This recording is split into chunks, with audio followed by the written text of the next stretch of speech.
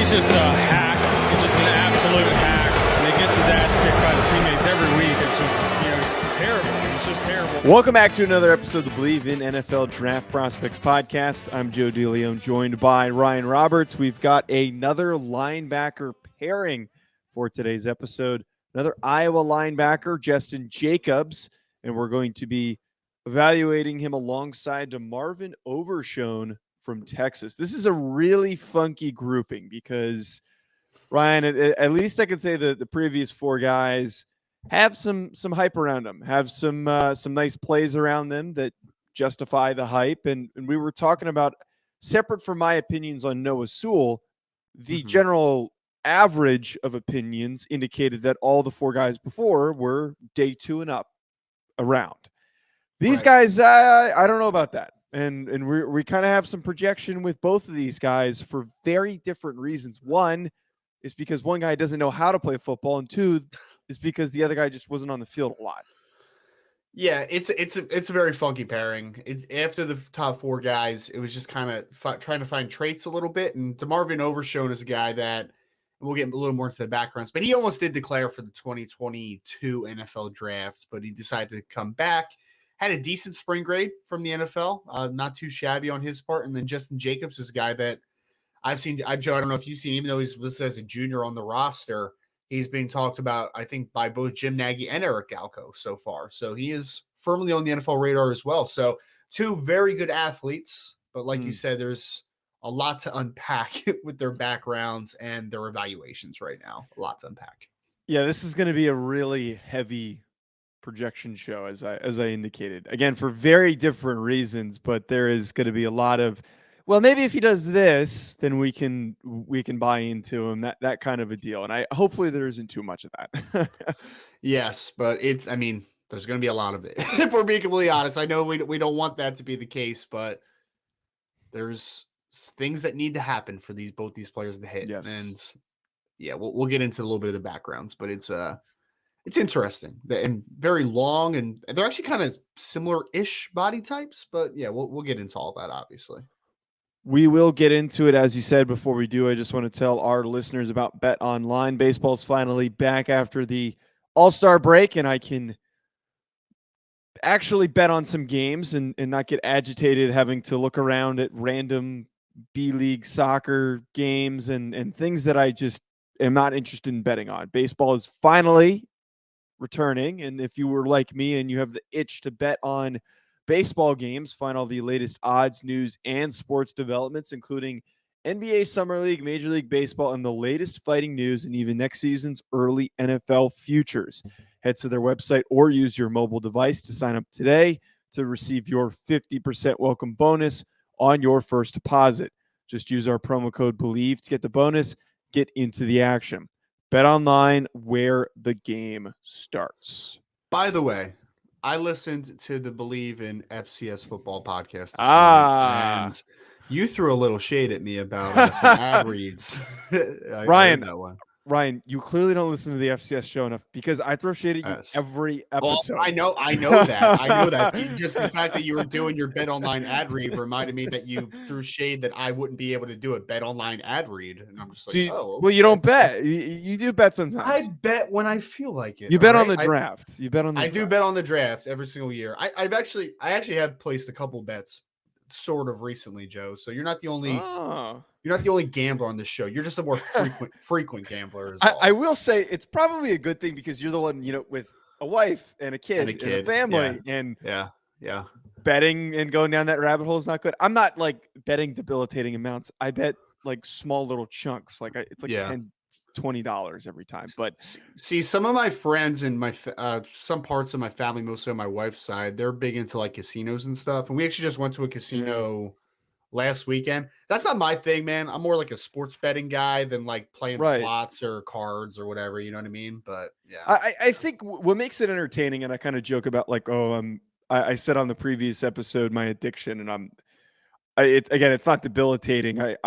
If you do the research and you pay attention to trends and understanding what tends to hit, it's really fun. If you're just going off of aimless guessing, you're going to get frustrated. You're only going to hit 30% of your picks. But it requires a little thought, and I think some people don't realize that. Yes. It's because one of my good friends, he's like a legitimate better. Like he's I think we every all have that single one day. friend who makes like Yes. a couple thousand a day from doing it. And I was very impressed, Joe, that you said you had hit like 67% or whatever it was during the last month. Yeah. I think is what you said. Yeah. The whole month of July was when I started actually betting on baseball, and I've been 67%, and then I've been 10 of my last 13. All-Star good. game Well, completely blew me up though, because I bet on sure it did. both those bets did not hit.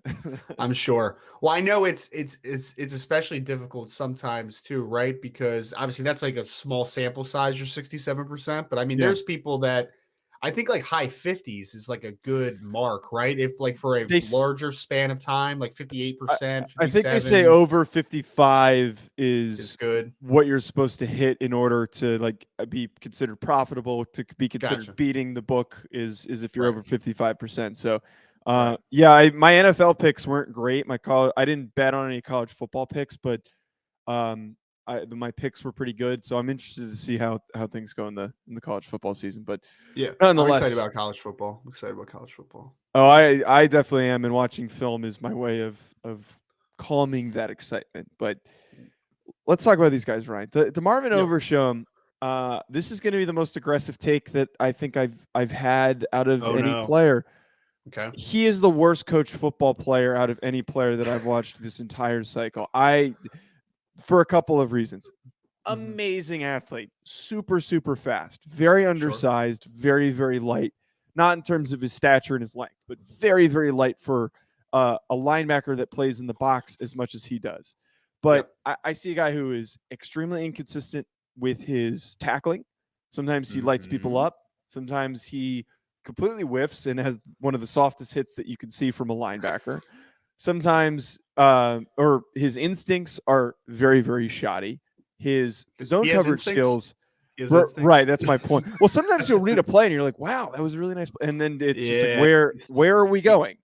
he's what we call a guesser as a diagnostic player. Yes, he is. Yep, he is a guesser, and his zone coverage skills are very concerning. There were a couple times I watched him where he dropped into somebody else's zone and ran into guys that were on his own team, which is really weird. Yeah, my final round out point here with him, Ryan. Yep, the biggest reason why I think he is really poorly coached is I don't think he's a linebacker. I don't know why he was put at linebacker. It's clearly too much for him. He can navigate traffic, and the instincts are too poor for him to be playing in the box. It is way too much for him, and he clearly can't handle it. So the background on him real quick is ARP, Texas kid, goes to University of Texas.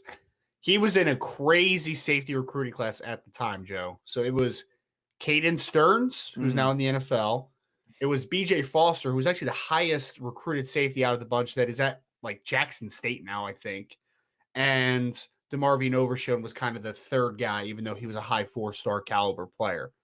So as you can tell by that, is you have three high resume He went to Sam players. Houston, by the way. Sorry, I'm going to cut you off. No, you're fine. You're fine. That's my apologies. It was a so at least he's in a good situation. Sam Houston's been a good team, obviously, over the last couple of years. But because BJ Foster is really talented, but it just never clicked at Texas for whatever reason. So you had three safeties, all three highly recruited guys. So naturally, you're just kind of like, how do they all fit? And for a couple of years, you're like, I don't actually know how they all fit. Like, we're going to do some three safety sets, and BJ Foster played a little bit of nickel, but eventually they decide that DeMarvion Overshown is going to be their will linebacker in their two linebacker alignment. Like, that's going to be the situation. I agree. I think that what would have been much more advantageous to his skill set, because he is pretty long, 6'2" and 5/8 is the official of him from the spring, 222. So he gained a little bit of weight since last season. He's heavier. That's good. Yeah, because he was only like 217 or so last season. So his playing weight was probably 210. You might not be wrong, man. He was a skinny player last year, but he's got near 33-inch arms, 78-plus-inch wingspan. Length is good for the position, no doubt. So those traits, you're just kind of looking at him. You're like, he's a long, athletic kid, obviously, former safety. He can move. What would have been more advantageous to him, in my opinion, is if he was a big nickel. Like, every team runs a 4-2-5 now, it seems. Let's put it rover, right? Like, half safety, half linebacker, let him work from depth, and let's make a lot of plays, run in the alley. Like, I think that would have been advantageous. They throw him in the will the last 2 years, and he's been pretty productive because he's athletic as heck. Yeah. But it's also that Texas hasn't been very good. So someone has to make some type of play, right? Some type of impact. And he's a guesser. When he guesses right, he can make a big play. He can make a tackle for loss. He can make a play. Popping dudes. He's blowing dudes up when he guesses right. There's no doubt about it. Just the issue is that his eyes stink. Like, I mean, I'm just going to be very honest about it. He has bad eyes.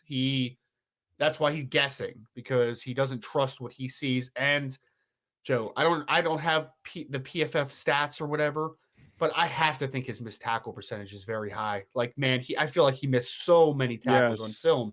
For a guy that is this athletic and has plus length, he should not be missing a ton of tackles. So he's a guy that needs to add weight if he's going to be a full-time linebacker at the next level, but I tend to think that someone is going to draft him on day 3 for the sub-package use of him, right? Like, he's going to be a guy that's going to work in a little more space than he does right now. Even though, to your point, he's got kind of like the Christian Harris thing a little bit, in the fact that, like, his zone instincts are not great right now, man. Like, I think that he can play some man. Like, if you put him against a tight end or a big slot and just tell him, like, departmentalize, he's yours man-to-man, I think he can do some things because he's got length and he's got athleticism. He's got good movement skills. Cool. But when he's left just navigating space and seeing things develop, just not a good football player right now. He just really is not. But great aesthetic. Number 0. He's got like a million arm bands, leg bands. Looks great, man. I made a note of that. He's got too many armbands. If you're going to wear that many armbands, you got to be a dude, man. You got to be like the best player on the field, and I don't think that he was. How many does he have? I see a picture of him right here. Bruh, he had to have been wearing at least 7 or 8 an arm, at least. If you're gonna do that, you gotta be like smacking dudes. Like, you gotta be like just making plays all over the field and like at the line of scrimmage. And I feel like his plays, separate from when he guesses correctly, like, he's a pursuit player. And I think the sub package thing is a really good point. Part of me wonders, and this just doesn't happen anymore because it's the reverse. Teams draft guys to move them from safety to linebacker these days. And I know a team's not going to draft a linebacker to move him to strong safety. But part of me wonders if that, like, he can provide value doing that. Like, I think he can play on the outside of the box. And like you're talking about, he actually looked pretty good in man coverage. Like, there were a couple times that he had to track guys and follow guys. He stays with them. He's fast. You don't have to ask him to do a whole lot because he's got the length and the speed to go with it. But the zone coverage stuff is scary. Like, I obviously wouldn't put him at free safety because if you ask him to play over the top, he's going to leave so many corners out to dry. But maybe he's playing in the box. Maybe he's doing some light zone coverage. I think he's much better off doing that. This is going to be a departmentalized player early on in his career. Big nickel, let him play on special teams and see how the rest of his game develops. And Joe, I just counted. He has 1, 2, 3, 4, 5 on one arm, 5 on the other. So he's got 10 arm bands and he's got 3 on each leg. So my man is rocking 16 bands on him, which is wild. It's wild aesthetic. It's a tally mark for every single missed tackle that he averages per game. 16. Could you imagine someone actually missed 60 tackles a game? He's getting close. The last point with him before we kind of give our round projection. Yep.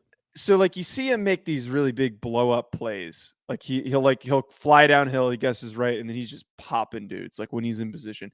But then there was this one play that I was just like, what the hell is he doing? He runs in on Caleb Williams, has a free shot on Caleb Williams, goes flying in, and instead of blowing him up like he can and really disrupting a play, he runs in and just hugs his leg and then lays there. And then Caleb Williams I think he completed a pass or he got the throw off, but it was one of the weirdest things I've ever seen from a linebacker. And that's when I wrote my notes. This is not a linebacker. He is a safety. He is not a linebacker. It's fair, man. It's fair. It's I don't know. I feel like he was. I wish he was a part of a better team. Like, I think that Sark's going to do a better job, but feel like he was not very well developed, to be honest with you. Like, What if he that was at being- Alabama? Like, how good do you think he could have been if he was at what Alabama? position would he play at Alabama? Is my I feel like he could have been playing that Xavier McKinney role. think so. You think he's that natural in coverage that you think he could do it? I'm Actually, genuinely that's asking. a good point because Xavier McKinney was really freaking smart. Yes. Well, the problem is we don't know how smart DeMarvion Overshown could have been if he was properly developed and coached. Like, this looks like a guy who just was not getting corrected on his mistakes. Like, I'm not blaming Right. him. I'm blaming the previous regime that he was recruited into. Like, that's who screwed him over, not himself. That's fair. That's fair. I mean, again, I feel bad for him for that simple fact. I'll say this though.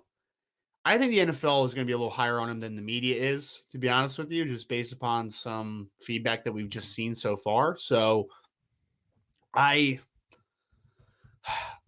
so for me, Joe, I don't know if you agree with this, but I right now would not touch this kid until about the 5th rounds. I would I definitely agree. draft him Yeah. because I think that in a league that is using so much more sub package, he is a guy that can play. And I do think his special teams value is tremendous. So day 3 pick, absolutely. I'm fine with spending that day 3 pick on him.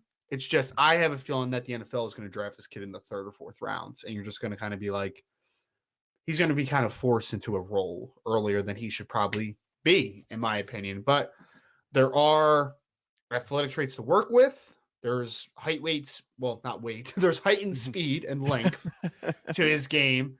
And there are moments where you see extreme physicality when he's able to see the game correctly. It's just a work in progress from an eye discipline perspective with DeMarvion Overshown. I am in agreement with you. I am going to be sorely disappointed if he is drafted in the third round or somewhere in that range. Not because I don't think he's deserving of it, but I think when you draft a guy that high, there is an expectation for a player like that to get onto the field much sooner.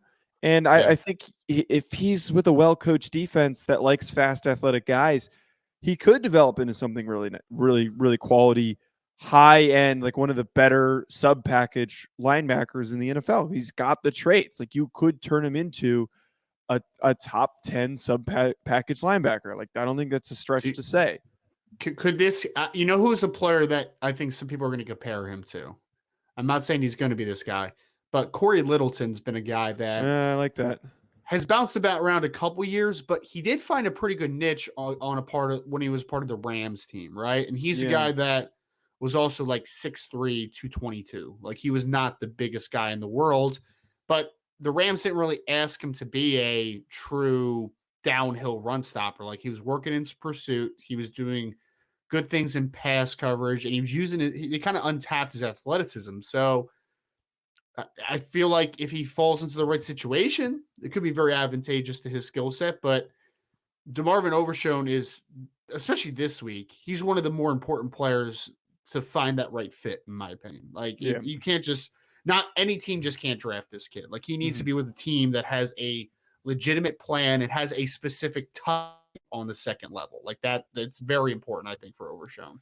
And I would also argue somebody with a history of developing linebackers. Like, that's something that's going to go into it as well. But I agree. I think 5th, 6th round for a player like Overshown, probably not going to make my top 5 players at the position group. But Justin Jacobs, though, on the other hand, Ryan, not a lot of playing time from him last year. We were talking about beforehand how Dane Bolton was a primary contributor. Belton.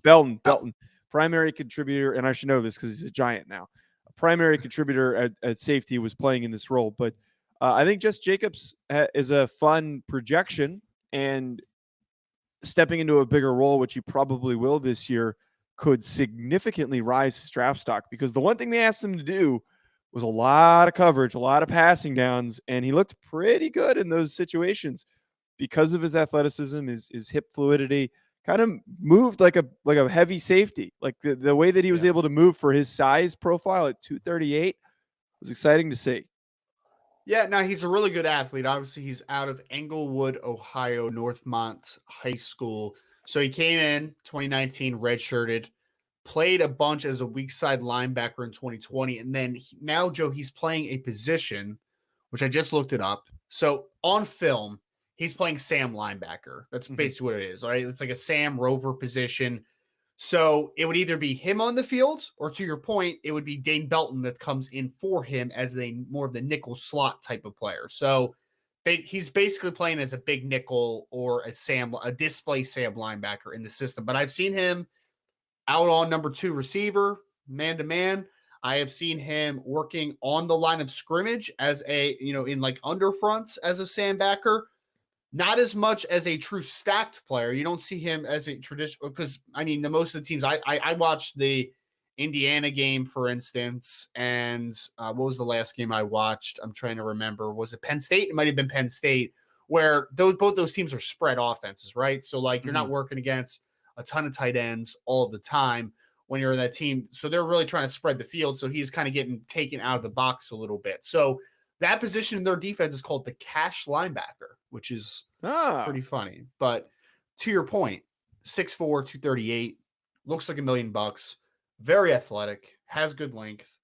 He is Trenton Simpson-ish as an athlete, right? Like he's not as good an athlete as Trenton Simpson, but they're similar because they both have that crazy length. They both are flexible, fluid athletes. He has some really nice reps in man-to-man coverage working against tight ends, like really good reps. So the issue with him, though, is the same thing. You mentioned it.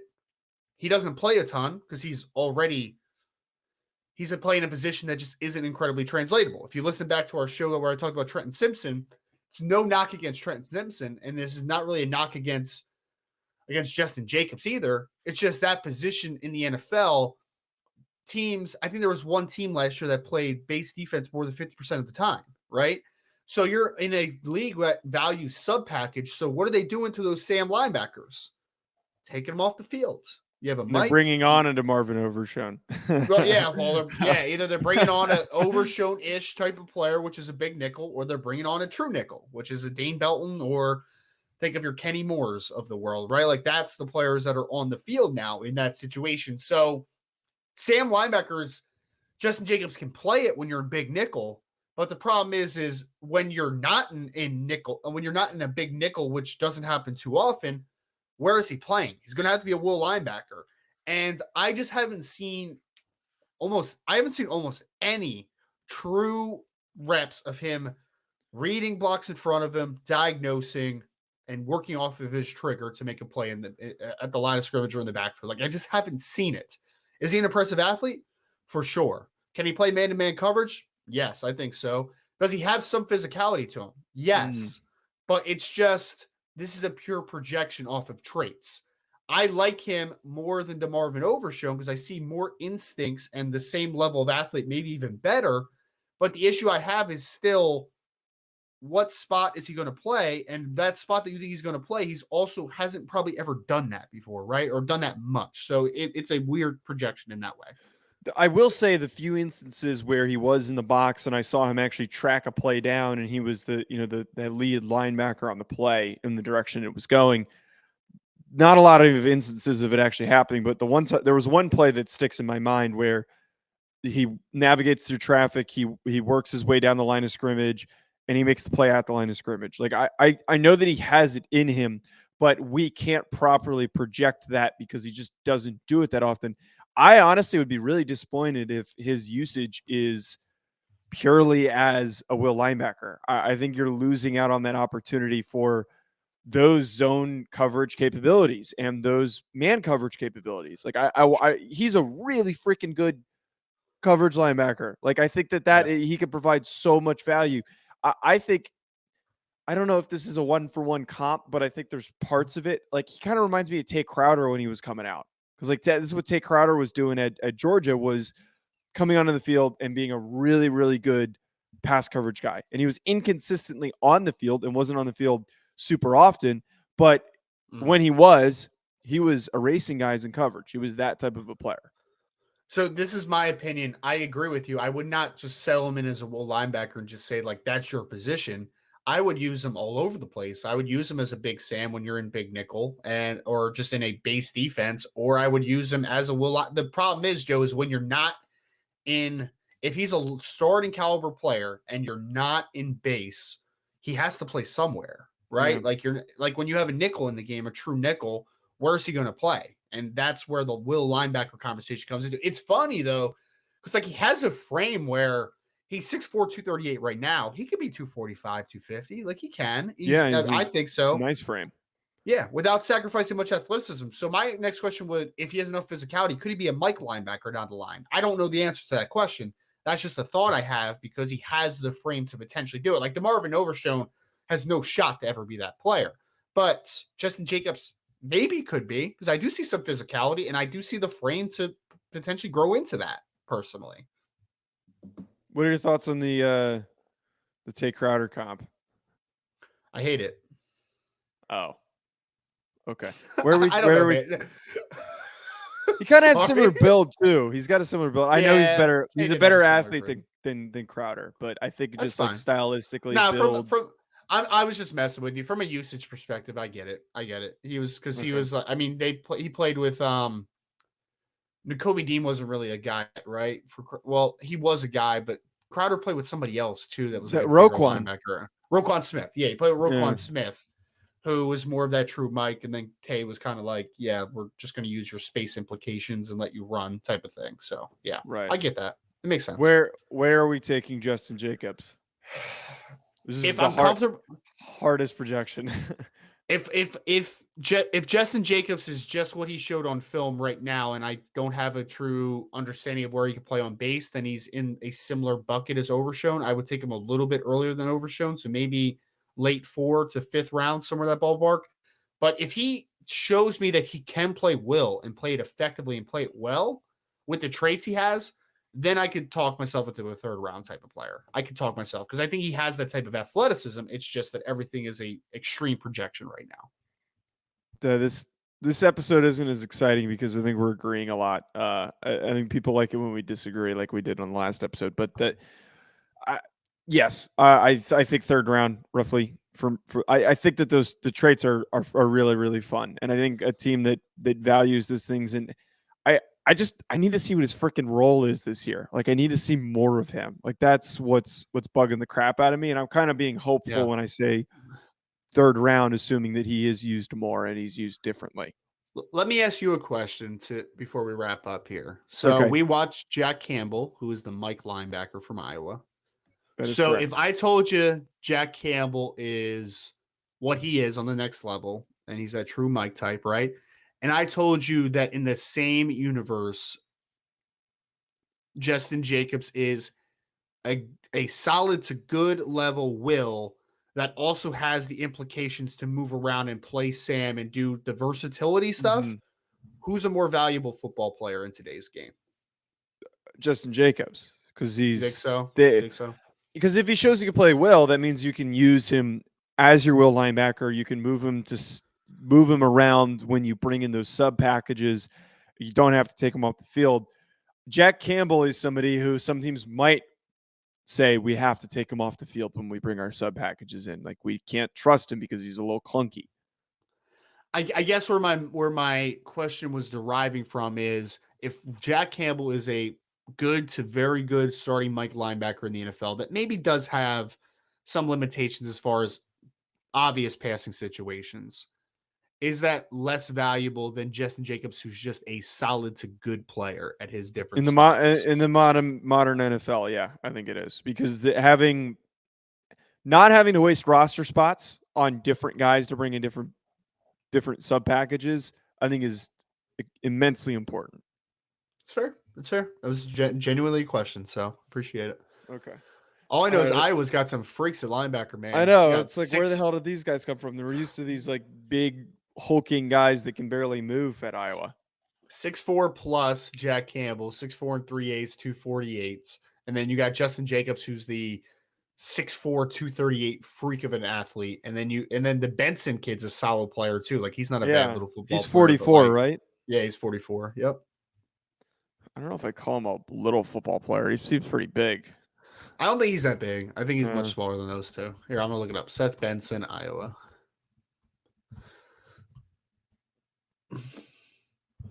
Let's see. He Wonderful played radio here. linebacker, 6 foot, 232. So he's a little smaller. Oh, I didn't realize he was that short. Come on, man. Come on. Get your eyes, Brady. All right. I think that's a good note to wrap us up on. At Joe DeLeone, at Rising Draft, at NFL Prospects. Also, can Pod. I say this? Can I say this before you finish your intro? What? Jestin Jacobs as a tight end would be Outro. fun.